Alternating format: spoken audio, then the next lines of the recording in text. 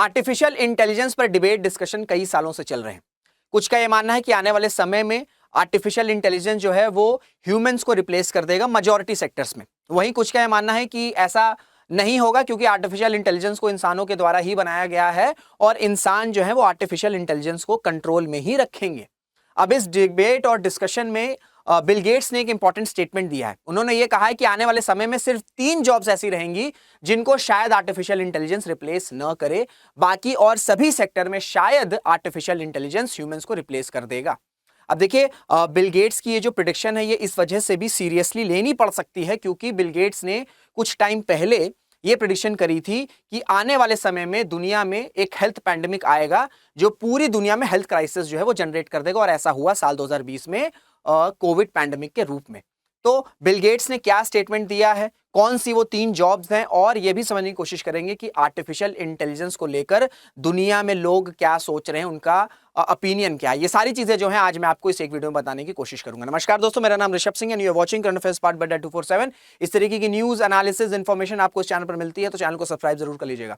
So only 3 jobs will survive artificial intelligence. Bill Gates paints a grim picture for the future of work. इनसे पूछा गया भैया कि artificial intelligence जो है क्या वो सभी की सभी जॉब्स को रिप्लेस कर देगा आने वाले समय में, तो उन्होंने कहा कि ऑलमोस्ट सभी सेक्टर्स को रिप्लेस कर देगा सिवाय वो 3 जॉब्स के। वो 3 जॉब्स कौन सी हैं? एक तो हेल्थ केयर वर्कर्स हो गए, दूसरे आपके एजुकेशनल प्रोफेशनल्स हो गए, और तीसरे जो मैनुअल लेबर्स होते हैं। ये 3 जॉब्स को छोड़ दें अकॉर्डिंग टू बिल गेट्स, इसके अलावा सभी सेक्टर्स में जो आर्टिफिशियल इंटेलिजेंस है वो ह्यूमंस को रिप्लेस कर देगा। एंड स्पेशली जो आपके व्हाइट कॉलर जॉब्स है। व्हाइट कॉलर जॉब्स का मतलब क्या होता है? व्हाइट कॉलर जॉब्स का मतलब ये होता है कि जो आप मैनेजर्स की पोस्ट करते हो, या जो आप मैनेजर्स की जॉब करते हो, या जो आईटी प्रोफेशनल्स हैं, ठीक है, अकाउंटेंट्स हो गए, एडवोकेट्स हो गए, ये सब जो व्हाइट प्रोफेशनल जॉब्स हैं, इसमें बड़े लेवल पर जो है वो आर्टिफिशियल इंटेलिजेंस जो है वो ह्यूमंस को रिप्लेस कर सकता है, स्पेशली डेटा एंट्री के टास्क में और एनालिसिस के टास्क में।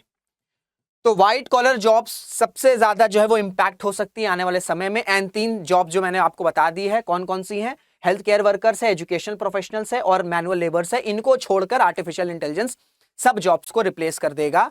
कुछ ऐसे रोल्स जिसमें इमोशनल इंटेलिजेंस इन्वॉल्व है भाई, क्योंकि देखो रोबोट है, आर्टिफिशियल इंटेलिजेंस रोबोट है, वो इमोशंस नहीं जनरेट कर सकता है। वो शंकर डायरेक्शन की मूवी आई थी रोबोट, वहां पर इमोशंस जनरेट हो गए थे। अब वी डोंट नो, क्या पता आने वाले डेकेड्स में, आने वाले सेंचुरीज में ये भी हो जाए, लेकिन हाल फिलहाल में ये हम मान सकते हैं कि रोबोट्स में इमोशंस शायद इंड्यूस ना हो।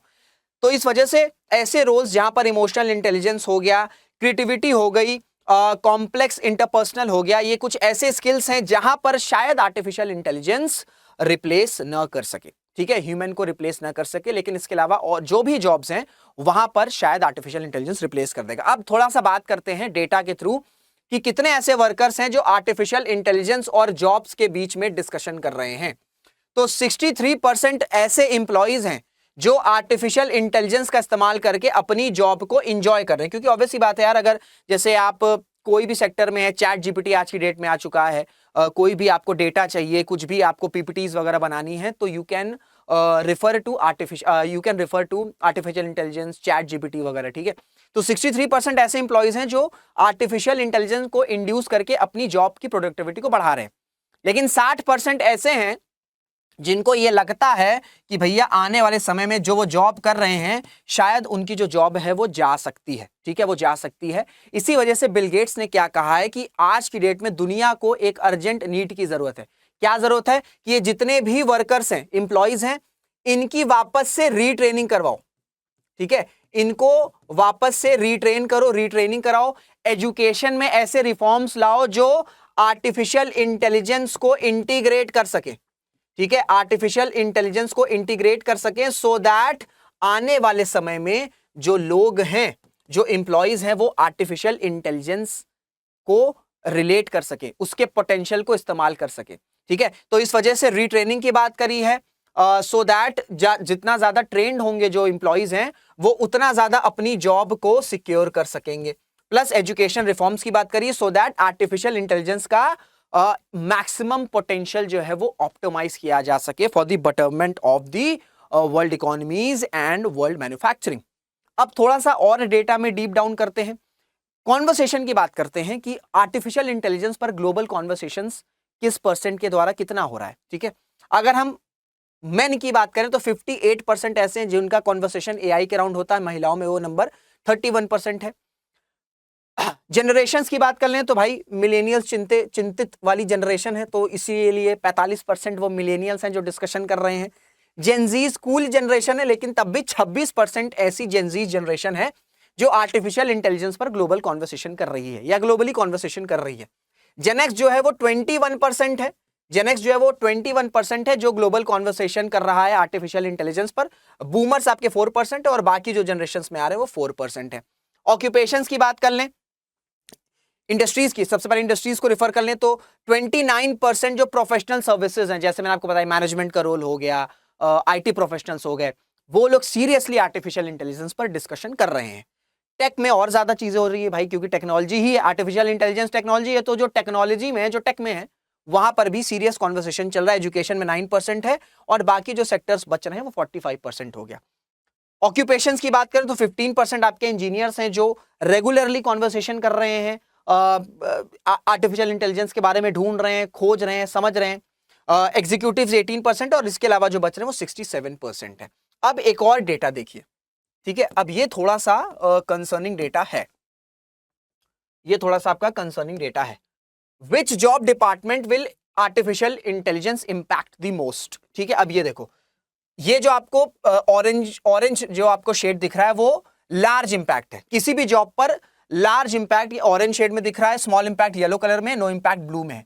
आईटी हो, फाइनेंस हो, कस्टमर सेल्स हो, ऑपरेशंस हो, एचआर हो, मार्केटिंग हो, लीगल हो और या फिर सप्लाई चेन हो, हर सेक्टर में लार्ज इंपैक्ट आर्टिफिशियल इंटेलिजेंस डाल सकता है आने वाले टाइम में। आईटी में वो नंबर 73% है, फाइनेंस में वो नंबर 70% है, कस्टमर सेल्स में वो नंबर 67% है, ऑपरेशंस में 65% है, एचआर में 57% है, मार्केटिंग में 56% है, लीगल में 46% है एंड सप्लाई चेन में 43% है।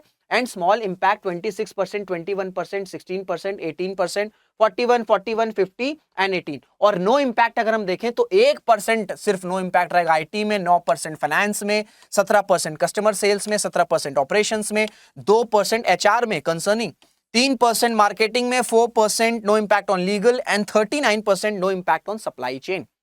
तो ये जो नंबर है ये कंसर्निंग नंबर है कि किस तरीके से एक लार्ज इंपैक्ट जो है वो इंड्यूस कर सकता है आर्टिफिशियल इंटेलिजेंस। और अगर आर्टिफिशियल इंटेलिजेंस का इतना इंपैक्ट होगा, इतने बड़े लेवल पर इंपैक्ट होगा, तो ऑब्वियसली बात है हम आने वाले टाइम में जॉब क्राइसिस को विटनेस कर सकते हैं। दैट्स व्हाई बिल गेट्स ने कहा है कि आज की डेट में जो भी इंप्लॉइज हैं उनको रीट्रेनिंग करानी पड़ेगी, उनको रीट्रेन करना पड़ेगा, एजुकेशनल रिफॉर्म्स करने पड़ेंगे सो दैट हम आर्टिफिशियल इंटेलिजेंस से जो भी कॉजेज आए उनको हम काउंटर कर सकें। और इलॉन मस्क ने भी इस पर स्टेटमेंट दिया है कि आने वाले टाइम में जो जॉब्स हैं, जो ह्यूमन जॉब्स हैं, वो कंप्लीटली रिप्लेस हो जाएंगी। सभी आर्टिफिशियल इंटेलिजेंस सभी जॉब्स को रिप्लेस कर देगा। दैट्स व्हाई एक बेसिक इनकम सभी देशों को, जो सभी देश की सरकार है उनको एक बेसिक इनकम जो है वो रेक्टिफाई कर देनी चाहिए सो दैट लोगों को पैसे आते रहें, क्योंकि जॉब्स शायद फ्यूचर में न रहे आर्टिफिशियल इंटेलिजेंस की वजह से। तो अब आपकी राय क्या है इस पे? क्या आर्टिफिशियल इंटेलिजेंस इस लेवल पर ह्यूमन जॉब्स को रिप्लेस कर सकता है? ये आपका मानना है?